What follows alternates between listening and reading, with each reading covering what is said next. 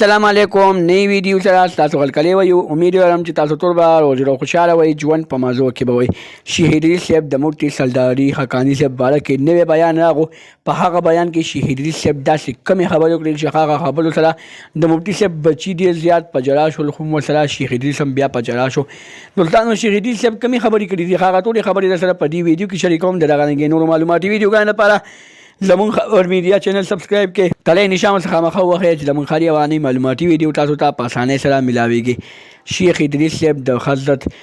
مفتی سرداري حقاني صاحب باره کې ډېرې ښه خبرې وکړې وی ویلې چې مفتی صاحب ته الله تعالی شهادت ورکو اعلی مقام ولا الله تعالی حاصل کو